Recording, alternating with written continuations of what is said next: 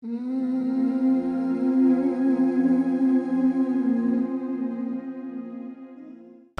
name is Mervyn Marcial. I was born in Nairobi on the 19th of May 1929. And if I was still in Nairobi, they would refer to me as a mzee. Mzee in Swahili means an old man.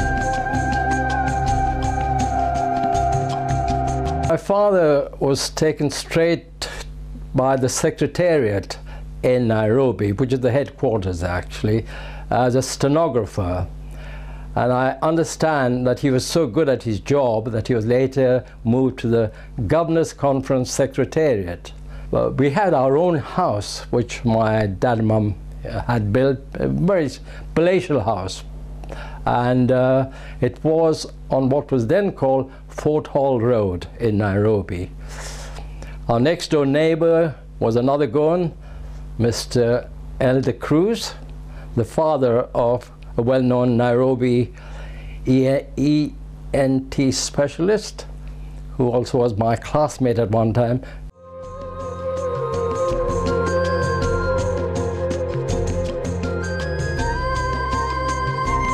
Yeah.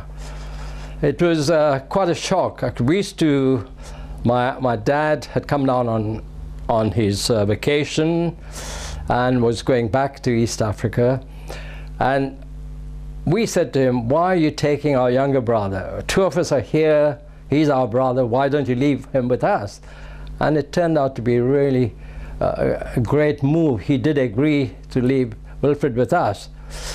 And off they went, my dad, stepmother, and three stepchildren, a girl of 3 years old, a boy of 1 year, and a babe of 3 months. They all set sail for Kenya on the SS Tilava in November. But a few days after they had left Bombay, we got news that the ship was torpedoed by the Japanese. Of course, I was only 9 at the time, and I think it didn't hit me how serious the whole situation was, because we had already written a letter to our dad assuming he had arrived in Kenya, and we were expecting a reply from him because he was a good correspondent. And when we got this news, you can imagine, we really broke down, all three of us. We wept uncontrollably. I can remember this very well.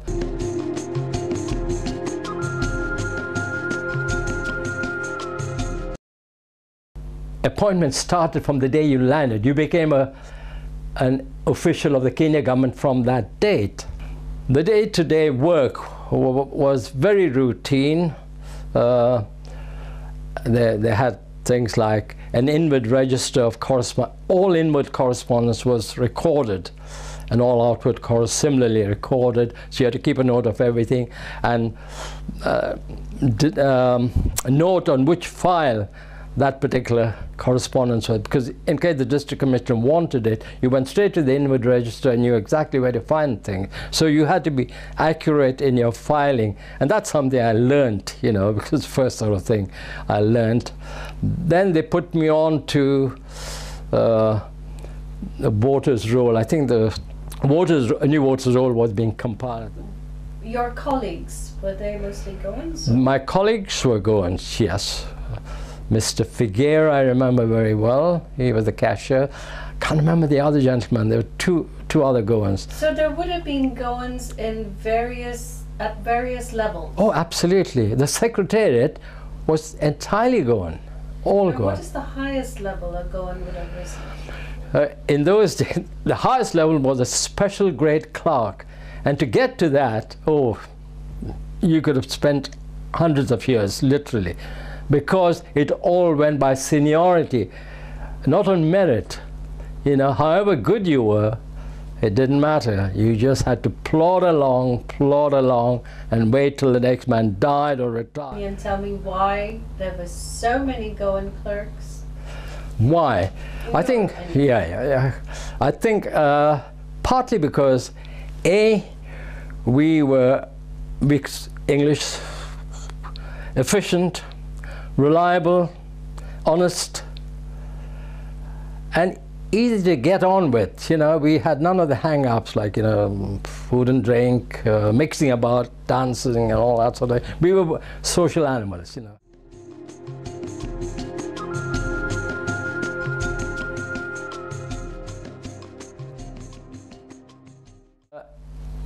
The DC's office was a center for bringing your problems. If anyone had problems, that's where they came to, the DC's office. And the problem they often referred to as Shauri. Shauri. How do you spell that? S-H-A-U-R-I. And the DC was often referred to as the Bana Shauri. My next post was to hell, you could call it hell, because I was posted to the northern frontier bordering on Sudan. And what is the northern The name generally referred to as? As Turkana district, but the actual town was Lodwar.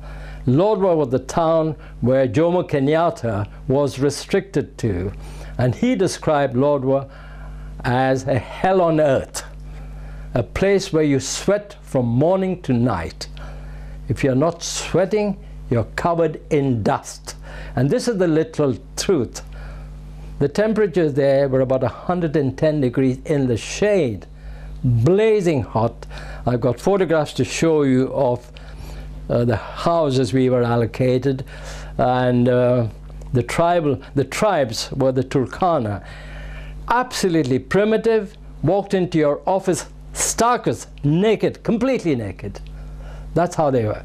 The women wore a little goat skin to conceal their modesty. So apart from that, bare-breasted.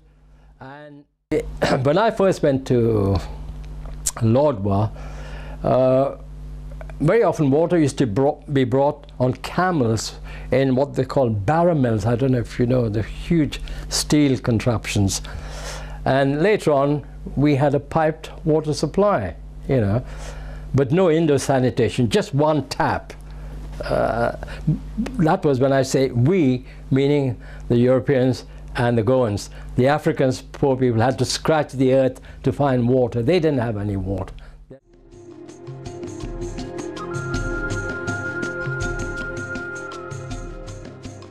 Now, when I was at Lodwar, Elsie used to work at the transporter who was responsible for transporting goods to this godforsaken area of ours.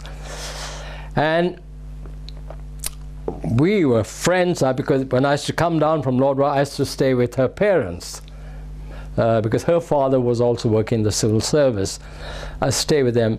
And Elsie used to make sure that all the provisions that I had ordered, there was no fresh produce in Lodwar. It was so dry, so everything had to be brought from down country, which is Kitale. So things like bread, butter, meat, vegetable, everything had to be ordered from down country and brought here. So Elsie used to see that, you know, all my provisions were in. I remember we were invited by a friend, an Indian friend of ours.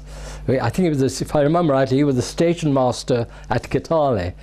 I can't remember his name. I can't remember this Hindu or Muslim, but he invited us for a drink. He must have been Hindu probably. And on the way back, I don't know, something came over me that I said, look, we must, you know, we must. I felt I was so much in love. Whether Elsie felt the same, I don't know. I said to her, look, I really love you. And the actual asking of her hand, as it were, didn't come till a bit later in the